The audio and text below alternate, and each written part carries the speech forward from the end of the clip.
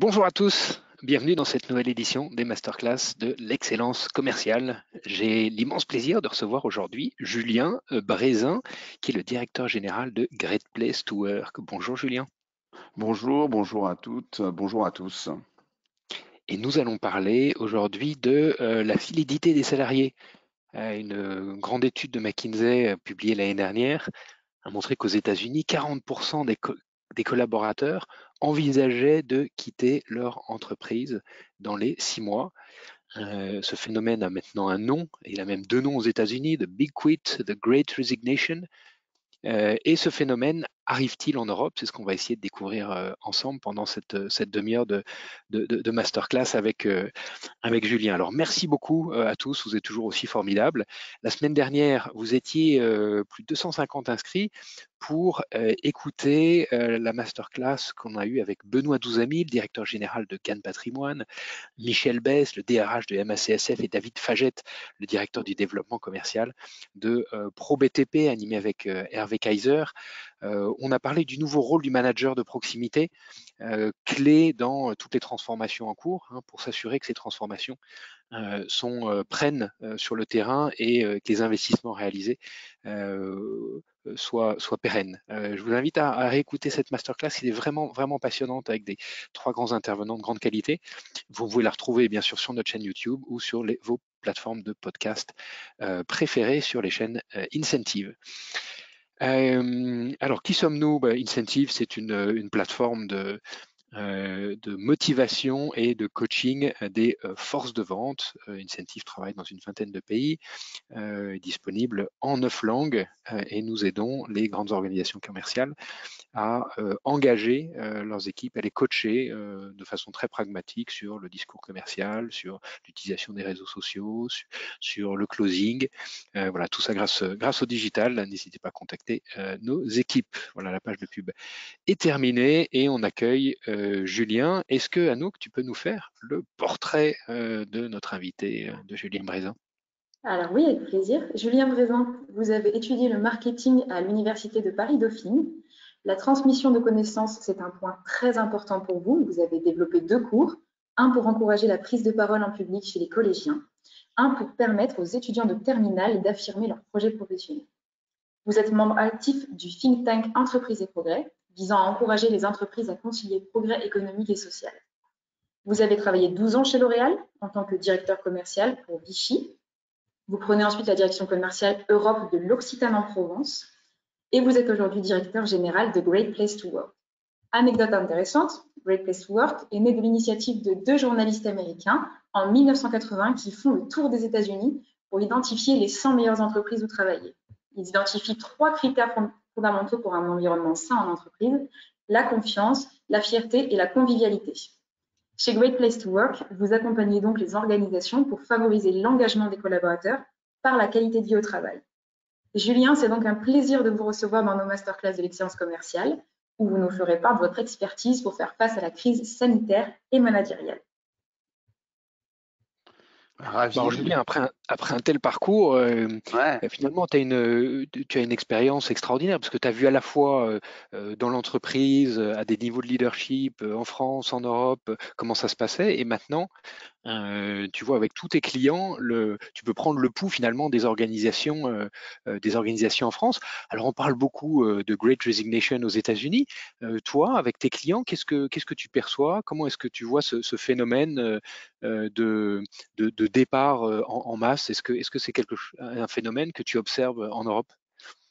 Alors pour l'instant, rien de comparable avec ce qui existe aux États-Unis. La vitesse de propagation du Great Resignation aux US a été vraiment stupéfiant. Nous, notre maison mère aux US nous a vite alertés sur cette thématique. En Europe et particulièrement en France, certes, le nombre de démissions a été accru. Elle a augmenté sur le dernier semestre 21, mais est-ce que c'est lié à ce même mouvement que celui des États-Unis, où le fait qu'une part importante des collaborateurs et des collaboratrices soient restés un peu au chaud, entre guillemets, pendant la période Covid? C'est difficile de scinder l'un et l'autre. Ce qui est néanmoins certain, c'est que depuis la rentrée, on voit une très forte accélération de la tension sur le marché de l'emploi sur un certain nombre de secteurs. C'est-à-dire que les entreprises et les environnements pénuriques, enfin les secteurs d'activité pénuriques, connaissent une pénurie de talents encore plus forte. Et donc la guerre des talents s'est renforcée, même si on ne peut pas parler de great resignation à la française pour l'instant. Cette guerre des talents, elle se traduit par une certaine inversion, finalement, du rapport de force entre collaborateurs et entreprises. Et aujourd'hui, les entreprises doivent s'adapter, se mettre en mouvement là-dessus. Un exemple assez typique, hein, c'est toutes les startups, les licornes de la Startup Nation d'Emmanuel Macron, les 25 licornes qui devaient avoir lieu avant les élections présidentielles, et au moins il avait dit, je crois, 2025, 2025, oui. Ouais, qui ont déjà eu lieu aujourd'hui. Ces licornes, quand elles lèvent les monceaux d'argent qu'elles lèvent, massivement, c'est pour investir dans le produit et dans les équipes commerciales. Le produit, c'est des développeurs, les équipes commerciales, c'est des commerciaux qui viennent vendre les solutions. Donc à chaque fois, on revient très vite sur des problématiques humaines. Et toutes les licornes aujourd'hui, mais même toutes les startups qui ont levé dans ce même environnement avec beaucoup d'argent injecté par les fonds d'investissement, se retrouvent avec des monceaux d'argent qui amènent une pression très forte à la fois sur les collaborateurs et les salaires, et aussi sur une forme de guerre des talents entre les différentes organisations. Alors, dans cette guerre des talents, est-ce que tu peux nous éclairer sur les raisons qui font qu'un collaborateur va quitter une entreprise? Hein, il y a quelques adages qui courent. Quand on demande à des directeurs commerciaux à l'ancienne, on dit il n'y a que l'argent qui compte. Un autre adage qui dit on ne quitte pas son entreprise, on quitte son manager. Voilà. Est-ce que tu peux nous aider à y voir clair sur les raisons qui font qu'un collaborateur va quitter une entreprise? Est-ce qu'il y a de la science derrière qui nous permettrait de distinguer le vrai du faux? Alors, quitter son job, c'est une décision super lourde, hein. Les collaborateurs, les collaboratrices, ils réfléchissent à 2 fois avant de prendre une décision aussi importante, parce que quitter son job, c'est évidemment quitter son job, c'est quitter ses collègues, c'est quitter un lieu de travail, c'est quitter un rituel, des habitudes, etc. Et s'ils le font, c'est souvent lié après un processus de maturation un peu long. Cette maturation, cette réflexion, elle vient souvent d'une dissociation entre les désirs du collaborateur et ceux de l'entreprise.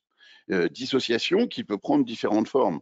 Évidemment, la dimension financière, mais finalement, la dimension financière, au moins dans certains cas, et pas forcément le seul élément. L'élément managérial est vital, c'est certain. La relation managériale amène souvent une transformation des équipes. Nouveau patron d'équipe, ça se traduit souvent par une adhésion ou non à la nouvelle vision. On parle beaucoup de transformation aujourd'hui dans les organisations, transformation des organisations drivées soit par le digital, soit par la RSE. Il y a des adhésions plus ou moins fortes à ces transformations-là qui sont faites. Finalement, tous ces éléments-là, je suis désolé, c'est pas ultra scientifique, l'équation n'est pas parfaite, mais à la fin, la réalité, c'est que l'ensemble de ces éléments-là va jouer. D'ailleurs, un élément super important, moi que j'encourage à fond au travers de nos partenaires, hein, c'est insister sur l'hyper-importance des exit interviews. Exit interview, c'est un processus pas classique et pas courant dans toutes les organisations, mais qu'il faut absolument systématiser, qui est de prendre le temps pour le manager et pour les RH d'interroger les collaborateurs et les collaboratrices qui quittent l'organisation. D'abord parce que ça vient nourrir la compréhension. Et deuxième élément, parce qu'on voit apparaître un élément essentiel aujourd'hui qui se caractérise par le salarié boomerang, c'est-à-dire le salarié qui part et qui revient.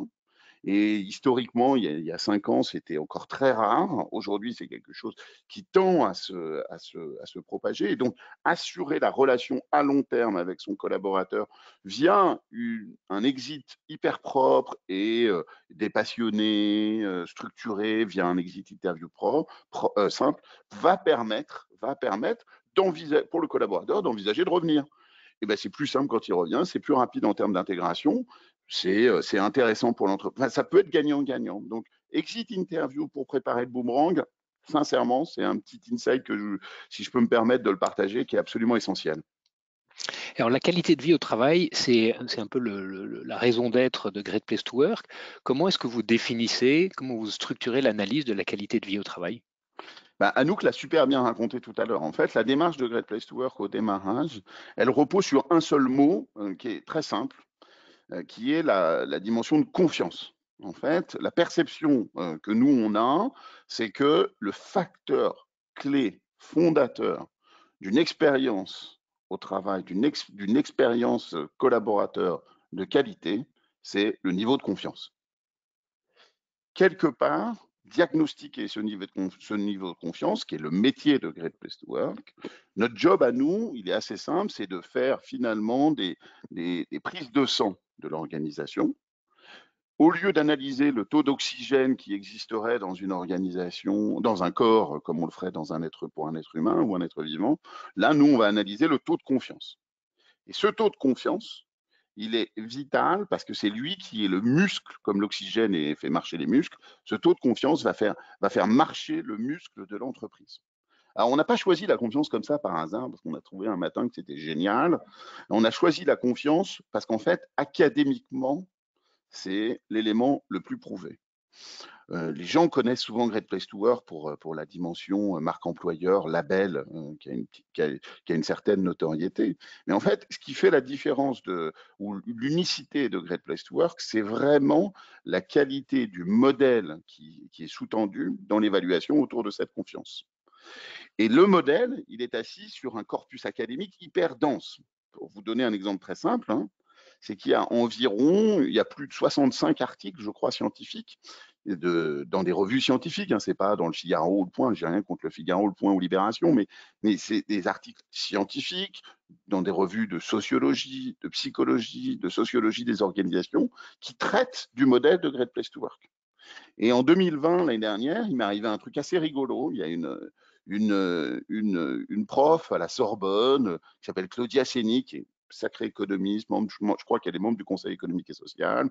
C'est quelqu'un vraiment de remarquable, qui a écrit un bouquin sur qualité de vie au travail, ce qui compte vraiment. Bon, moi, je me le suis acheté en me disant, tiens, je vais le lire. C'est aux presses de Sciences Po, si ça vous intéresse.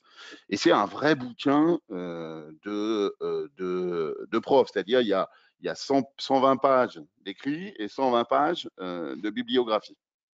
Et en gros, son bouquin se résume en un seul truc, c'est ce qui compte vraiment, c'est la confiance.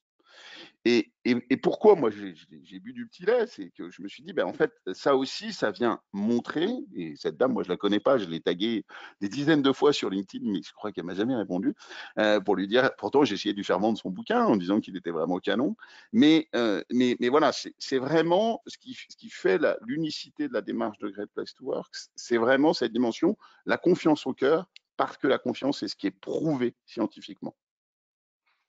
Alors, une fois qu'on comprend ce sujet de la confiance, comment est-ce que concrètement une entreprise peut changer ses modes de management pour renforcer cette qualité de vie au travail, pour renforcer cette confiance avec ses collaborateurs? Alors aujourd'hui, ce que les collaborateurs attendent globalement, c'est 4 grands champs, si j'essaye de un peu serrer ces éléments-là. Le premier élément, clairement, et ça a été renforcé, accéléré par la crise du Covid, il faudra y revenir parce que c'est pas son défi non plus, c'est évidemment le smart working. Le smart working, ça s'entend pas uniquement, c'est un peu plus large que le simple télétravail parce que c'est évidemment le lieu, mais c'est aussi le temps, c'est aussi les actions. Donc c'est finalement, pour ceux qui se souviennent de leur cours de théâtre, c'est finalement ce triptyque qu'on avait théâtral qui revient à ce moment-là. Et le smart working, au travers des outils, au travers des pratiques managériales, au travers du cadre du travail, est une attente très forte des collaborateurs. Et c'est pas les jeunes, enfin attention à pas de faire de conflit générationnel, c'est tout le monde aujourd'hui a cette attente de manière forte pour ceux qui ont des jobs qui sont télétravaillables. Et j'insisterai jamais assez sur l'importance de ne pas de bien intégrer, d'être extrêmement clair sur les collaborateurs qui n'ont pas la possibilité, dont les jobs sont pas télétravaillables. C'est un énorme défi pour les organisations à venir. Mais on y Ce viendra matin, après peut-être.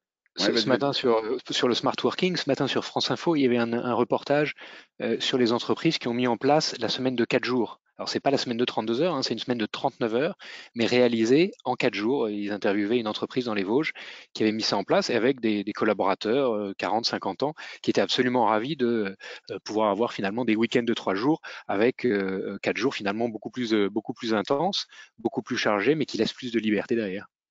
C'est une option. Ces options-là sont à étudier. Il y a effectivement LDLC, par exemple, qui fait pas mal de bruit c'est une boîte d'informatique qui fait pas mal de bruit qui est certifiée Great Place to Work et qui fait pas mal de bruit en ayant passé sur 4 jours. Mais donc le smart working finalement est à inventer, à travailler, j'ai envie de dire, à individualiser au maximum ou à traiter de cette façon-là, de manière homogène pour tous les collaborateurs. Le deuxième élément après le smart working, c'est vraiment la dimension de leadership. J'écoutais tout à l'heure ce que tu disais sur les anciens, la conférence précédente de la semaine dernière. Clairement, le middle manager est au cœur de la transformation et doit être aidé et accompagnateur en termes de culture de leadership versus un management un peu à l'ancienne, reposant sur la carotte, le bâton, passer sur une culture managériale un peu plus ouverte, qui est moins contrôle et qui est beaucoup plus orientée sur le leader en charge de créer les conditions du succès de son équipe. Le leader qui finalement favorise la réussite de l'équipe et surtout prend sur lui les échecs et donne à l'équipe les succès, ou en tous les cas valorise son équipe dans les succès. Et ça, aujourd'hui, c'est une vraie attente qui doit s'accompagner d'une capacité à développer les compétences pardon pour mes anglicismes, compétences de fond d'activité, donc des compétences professionnelles et des compétences comportementales qui sont essentielles dans le développement de l'entreprise. Donc, premier élément, le smart working. Deuxième élément, cette dimension de leadership. Troisième élément hyper important et qu'on voit émerger de manière de plus en plus forte, cette dimension d'inclusion très forte dans les grandes organisations aujourd'hui. Donc, c'est ce qu'on appelle en anglais Diversity and Inclusion, le D&I, la diversité.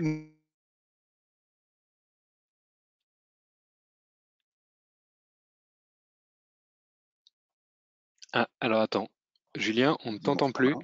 Ah, Ah voilà, c'est mieux. Ça y est, c'est reparti. Pardon, excusez-moi. Donc, ce que je disais, c'est l'inclusion. On était sur Diversity and Inclusion. Ouais, l'inclusion, le for all est un élément absolument essentiel aujourd'hui pour l'ensemble des collaborateurs et non négociable. On le voit très bien avec la dimension équité femmes-hommes.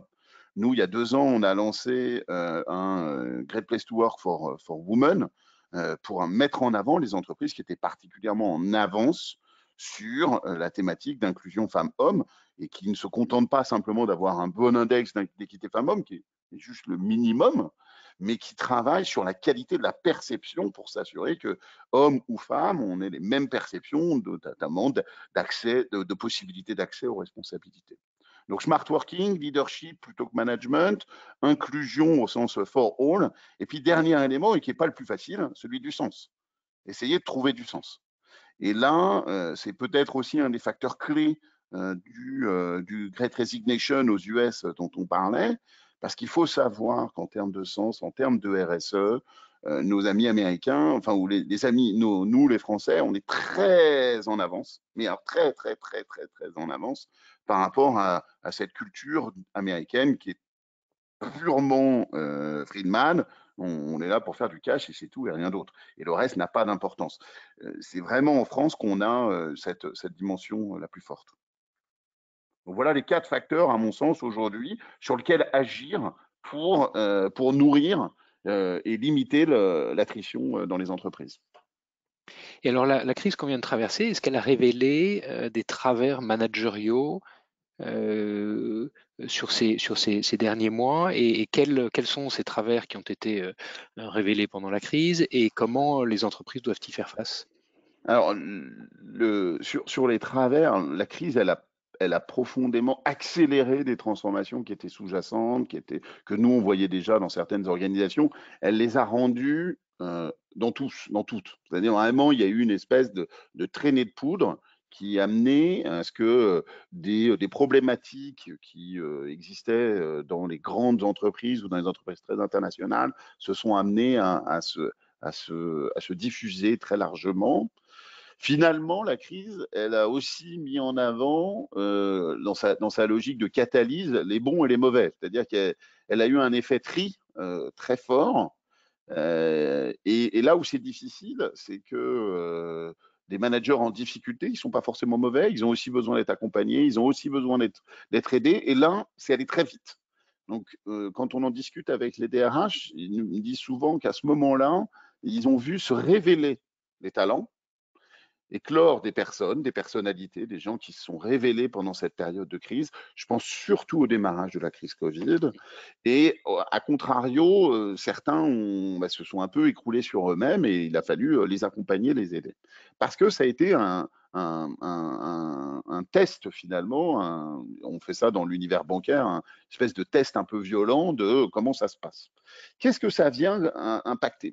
C'est venu en fait considérablement nourrir la complexité des organisations avec le modèle hybride qu'on connaît beaucoup maintenant. Modèle hybride qui est fait de télétravail, pas télétravail, et une difficulté finalement à se retrouver tous ensemble. J'insisterai jamais assez sur la dimension prioritaire du management intermédiaire pour gérer et faire passer cette crise, ce modèle de travail hybride. C'est vraiment l'acteur clé et un acteur clé de sens au quotidien. Pour revenir sur la dimension de sens qu'on évoquait tout à l'heure, le manager intermédiaire est capable de donner du sens. Le sens, c'est pas forcément de planter des arbres. Le sens, c'est du sens dans chacune des actions qu'on mène. Et il joue un rôle crucial. Élément évidemment essentiel, c'est le droit à la déconnexion. On a vu s'abaisser finalement les frontières entre vie pro, vie perso, avec un vrai risque de... Ah, ça a coupé. Ah non, ça a changé l'écran. Un vrai risque sur cette dimension de droit à la déconnexion. Et puis, comment intégrer, comment rester inclusif. Et comment rester inclusif vraiment sur 2 grandes populations qui sont essentielles. Première population, les collaborateurs dont les jobs ne sont pas déconnectables, ne sont pas télétravaillables. C'est vital comme challenge. Quand vous discutez avec le DRH d'une entreprise, j'en sais rien, du BTP, il peut, de manière légitime, elle vous dit, mais attendez, c'est sympa votre truc avec le télétravail, les collaborateurs qui veulent qu'il y ait du télétravail. Et qu'est-ce qu'on fait de tous les gens? Qu'est-ce qu'on donne? Si on donne cette opportunité-là aux gens pour qui les collaborateurs, pour lesquels leur job est télétravaillable, qu'est-ce que je donne aux personnes qui sont sur un chantier?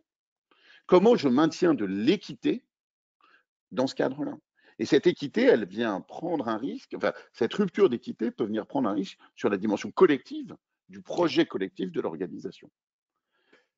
Et ça, c'est vraiment un enjeu colossal, très long terme. On ne peut pas accepter que tous les codes blancs soient à La Rochelle ou à Marseille pour faire du surf et de l'escalade.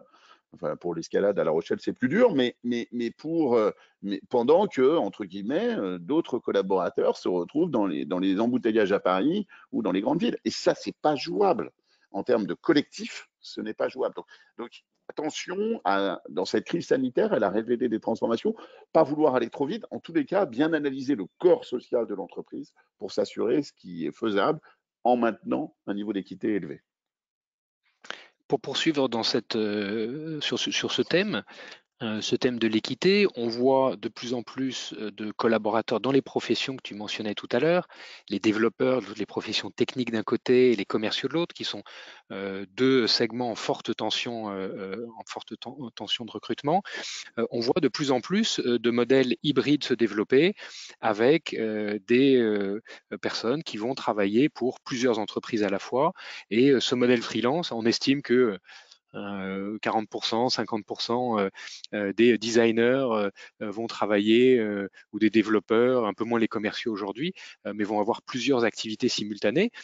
Comment est-ce que on peut finalement réconcilier cette tendance de fond avec la possibilité qu'ont ces collaborateurs de travailler un à distance et de travailler pour plusieurs entreprises simultanément, avec cette exigence de corps social et de maintenir l'équité dans l'entreprise. Comment est-ce que tu vois ces métiers évoluer et comment tu vois les entreprises résoudre cette équation compliquée?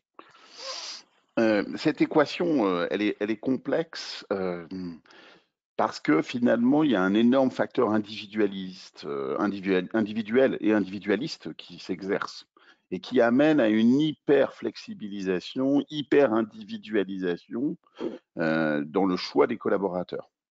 Le mot-clé pour moi là-dedans, c'est vraiment cette dimension de flexibilisation. Et flexibilisation, c'est rarement le mot qui colle le mieux à droit social. Donc il faut trouver le chemin d'équilibre entre une hyper flexibilisation d'un côté et l'environnement légal dans lequel on évolue. Et l'environnement légal, il n'évolue pas aussi vite que les attentes des collaborateurs. Cette hyper flexibilisation, il y a deux options à ce moment-là, c'est soit on la choisit, soit on la subit. Nous, clairement, notre recommandation, dans les fonctions où c'est nécessaire, dans les entreprises où c'est nécessaire, et dans les entreprises où ça ne vient pas trop abîmer le projet collectif, c'est risqué de ne pas l'anticiper. Vraiment, le choix est faible. Aujourd'hui, la logique pour les entreprises qui peuvent le permettre du télétravail devient, pour les plus anciens qui ont des cheveux comme blancs comme moi, devient finalement le RTT d'il y a une quinzaine d'années où quand on voyait des jeunes collaborateurs entrer, ils vous disaient bah, est-ce qu'il y a des RTT dans la boîte? Bah, oui, non. Et combien? Il y avait une espèce de course à l'échalote sur le nombre de RTT. Même chose sur le télétravail. C'est quoi les conditions du télétravail? Et est-ce que cette hyper flexibilisation, moi, je peux en bénéficier?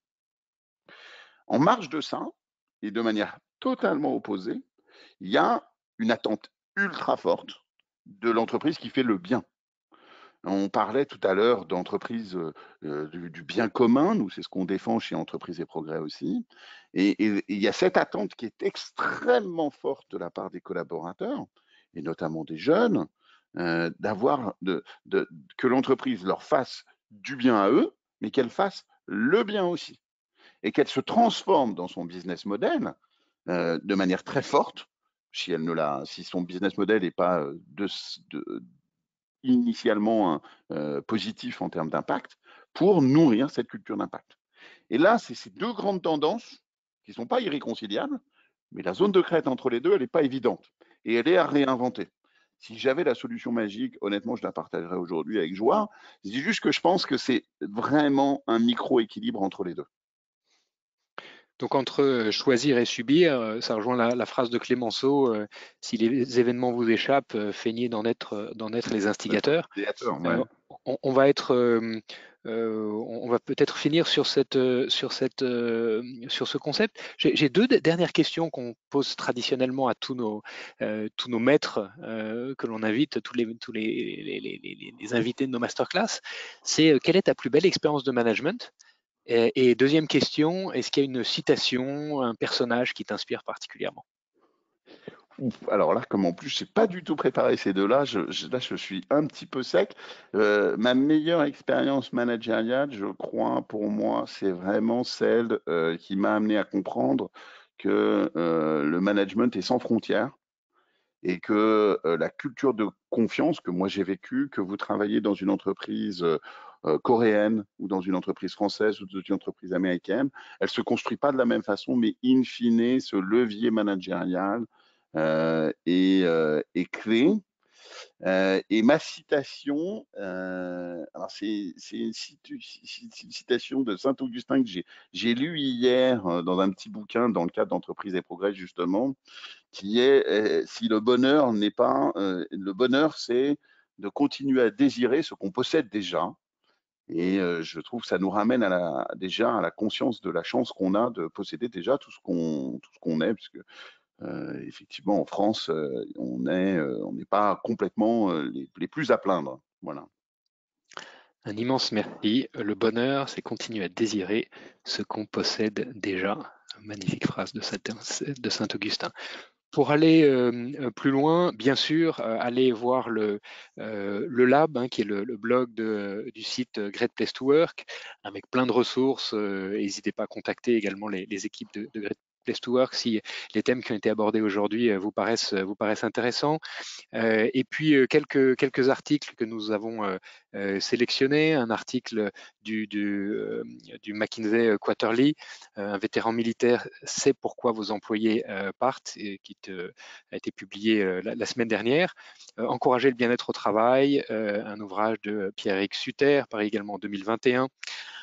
Et un document de recherche, manifestation déterminant les conséquences de la fidélité des salariés, une grille de lecture critique un peu plus technique de Cécile Cézanne et Olivia Guillon. Voilà, un immense merci Julien. Est-ce que tu as encore quelques minutes peut-être pour nos auditeurs qui sont encore disponibles pour répondre à quelques questions? Avec plaisir, si certaines questions émergent. Alors oui, on a des questions du public. Comment une grande organisation peut-elle créer cette confiance si importante et si stratégique, sachant que la transformation est quasi permanente et qu'elle instaure plutôt doute et méfiance? C'est une super question parce que effectivement, vous savez, nous chaque année, on publie un palmarès. C'est pour ça qu'on a une forme de notoriété. Et on publie un palmarès en fonction des tailles des boîtes. Et comme je vous le disais, on évalue la confiance moyenne et la confiance moyenne dans chaque entreprise. Ce qui est paradoxal, c'est qu'en France, en moyenne, quand on fait cette étude-là au niveau français, on interroge chaque année 5000 salariés français via un sondage. Ce n'est pas nous qui interrogeons. On a environ un Français sur deux qui va vous dire moi, je suis dans une entreprise de confiance. Et ça, secteur privé, secteur public, c'est à peu près le même niveau. Pour devenir certifié Great Place to Work, il faut être à 2 sur 3. Ce qui statistiquement est pas mal. Hein. Quand vous êtes de 1 sur 2 à 2 sur 3, je vous assure que la courbe est très gaussienne, désolé pour le mot, mais vous écartez loin de la moyenne. La moyenne des entreprises qui sont au palmarès Great Place to Work, sur cet indicateur-là, elles sont à 8 sur 10. D'abord, ça veut dire quoi? Ça veut dire qu'elles sont vraiment au-dessus des 50%, que ce 8 sur 10, il existe dans les petites et les grandes, et que ce 8 sur 10, il veut dire aussi qu'il y en a encore 2 sur 10 qui ne sont pas satisfaits. Donc, encore une fois, les boîtes qui sont au palmarès de Great Place to Work, ce n'est pas des boîtes parfaites, c'est juste des boîtes qui se bougent. Et je pense que c'est ça, en fait, le vrai facteur clé, même pour les grandes entreprises, c'est de se bouger. Vos collaborateurs, ils comprennent qu'il y a des transformations. Les collaborateurs, ils acceptent que ça bouge. Il faut juste prendre le temps de mesurer ce qu'ils ressentent et de cette mesure, de tirer des actions, pas 500 actions, 2, 3 actions. Et ces 2, 3 actions, vous les mettez en place pour l'année. L'année suivante, vous le refaites et vous remesurez. Et puis vous remettez 2, 3 actions que vous avez déterminées en écoutant d'abord vos collaborateurs. Et un Great Place to Work, c'est une écoute des collaborateurs, c'est Voice of the Employee. Et à un moment, il n'y a pas que Great Place to Work, il faut mieux écouter avec n'importe quel outil. L'outil Great Place to Work, c'est centré sur la confiance, il a son angle de vue, mais il y a plein d'autres outils, des apps dans tous les sens qui existent. Vaut mieux écouter avec n'importe quoi, quel que soit, mais écouter, comprendre, agir, réécouter, comprendre, agir. Et même dans les grandes organisations, je peux vous assurer, j'ai en tête des boîtes de 3, 5, 10 000 collaborateurs qui sont extraordinaires. Je peux vous donner une entreprise comme Cultura. qui est depuis longtemps, ou Kiabi, qui sont depuis longtemps des entreprises qui sont dans Great Place to Work. C'est des entreprises de 10-15 000 collaborateurs. C'est des boîtes dans lesquelles il y a un niveau de culture de confiance, de transparence managériale, d'écoute, de bienveillance, qui ne veut pas dire que ce soit le monde des bisounours, mais qui se bougent parce qu'elles partagent, elles échangent, elles prennent le temps de donner du sens à l'action de chacun et de chacune. D'accord, super. Deuxième question. On dit souvent qu'on quitte un manager. Quelle piste, donc, pour les managers commerciaux, pour traiter les signaux faibles? Les signaux faibles, pareil, c'est vraiment un sujet d'écoute. Signaux faibles, c'est essayer de comprendre, de discerner sous les mots, sous les attitudes, ce qu'il peut y avoir. Pour moi, le vrai sujet de culture managériale, c'est d'instaurer une culture du feedback qui soit descendant, remontant, la plus transparente possible, la plus honnête possible. Et commercialement, ça passe par une qualité de communication, de transparence sur les objectifs, sur le niveau de réalisation, d'accompagnement à la réalisation de ceux-ci, qui est hyper importante. Je vais vous donner un écueil qu'on constate souvent dans les populations commerciales. C'est soit on se dit on est complètement mécaniste dans la structure de l'objectif, donc c'est une espèce de calcul, voilà.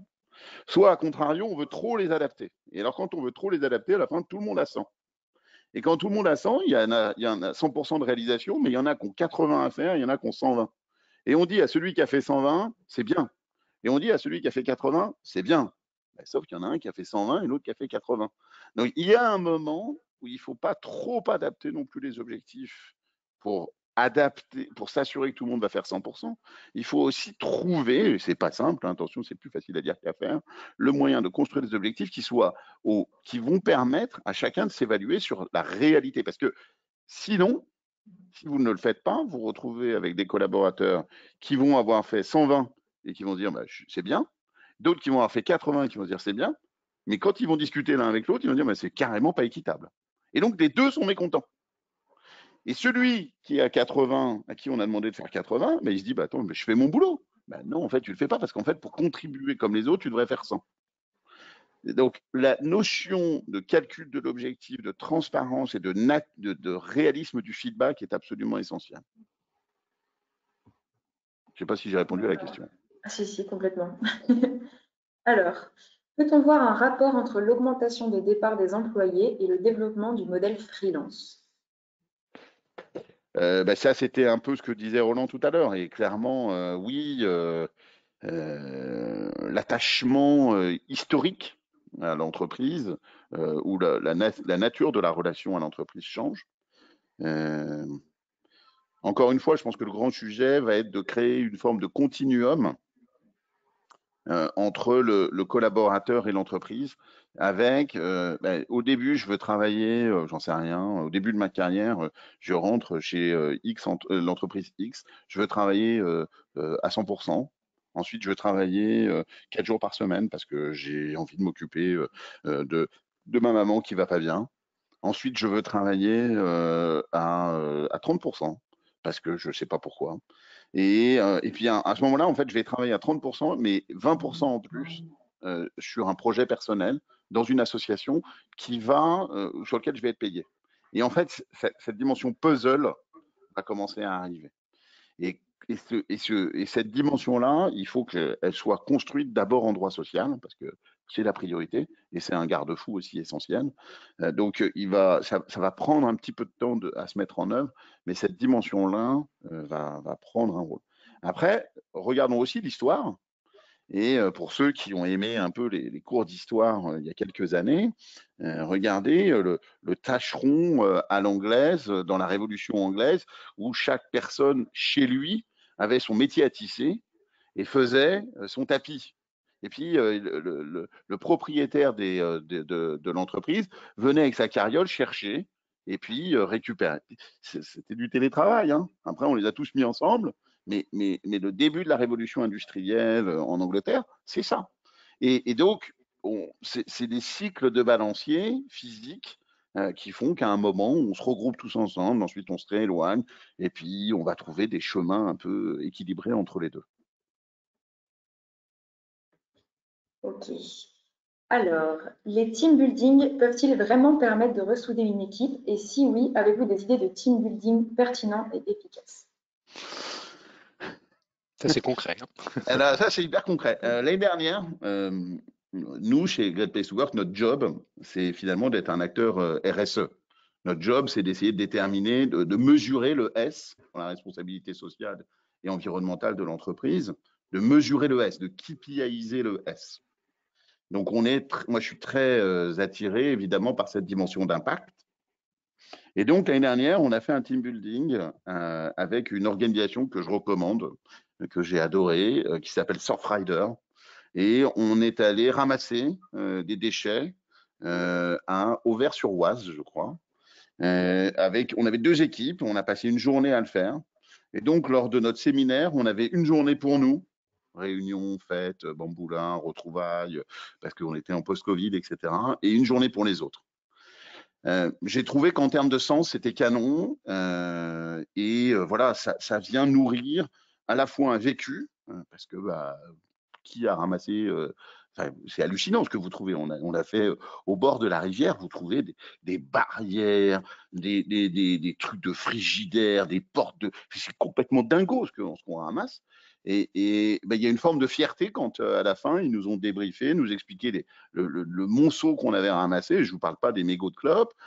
Et là, il y a eu une forme de solidarité. Moi, c'est un team building qui m'a beaucoup marqué, que j'ai vraiment adoré. Hasard du calendrier, on aura le plaisir de recevoir le directeur général de Surfriders Foundation de France, courant mars, je crois, au début avril, dans les masterclass de l'excellence commerciale.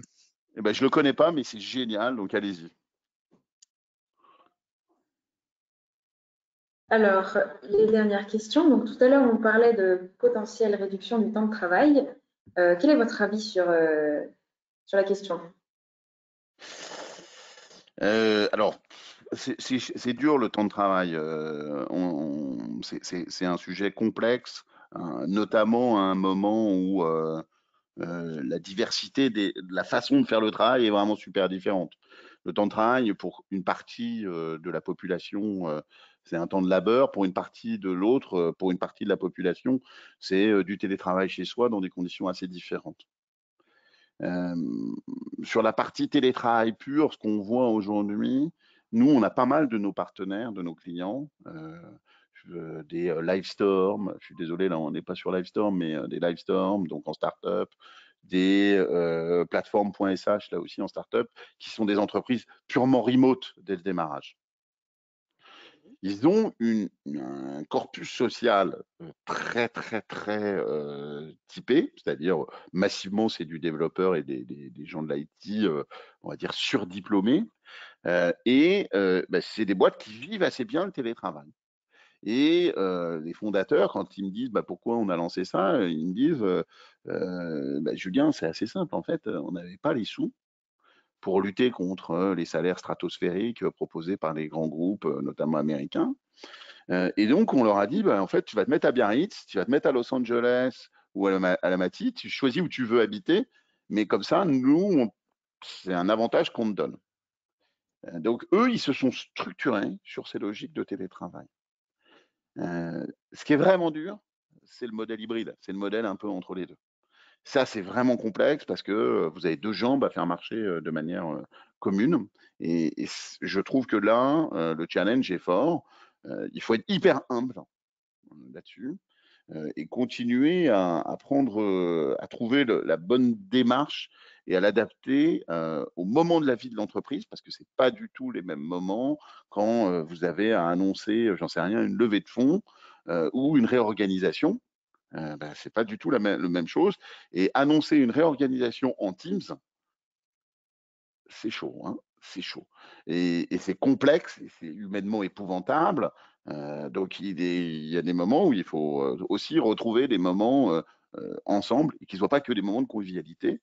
Mais il y a des entreprises, les Livestorm et plateformes.sh dont je parlais, hein, sont des entreprises qui ont des niveaux à Great Place to Work, à l'indicateur Great Place to Work, stratosphériques. Ça veut dire que les collaborateurs se sentent hyper bien en étant en 100% télétravail. Donc, il n'y a pas de solution magique. Je crois vraiment qu'il faut être hyper humble. À nouveau, écouter vos collabs, sentir ce qu'ils veulent et, dans la mesure de vos capacités, répondre positivement aux éléments qui viennent nourrir la satisfaction des collaborateurs. J'écoute, je comprends, j'agis. J'écoute, je comprends, j'agis, on t'a écouté, on a compris un peu et demain on va agir. Un immense J'espère que vous avez merci. compris un peu quand même. Un immense merci Julien pour ta présence avec nous aujourd'hui. On retient que le taux de confiance finalement c'est l'oxygène des organisations et que pour mesurer ce taux de confiance, il y a des outils qui existent depuis longtemps qui ont été structurés, qualifiés, validés. Je retiens également la fabuleuse phrase de Saint-Augustin, le bonheur, c'est continuer à désirer ce qu'on possède déjà. Un immense merci à tous de votre fidélité, un immense merci Julien pour ta présence et je vous dis à la semaine prochaine pour une nouvelle masterclass. Et Go Surfrider, à bientôt. Et Go Surfriders.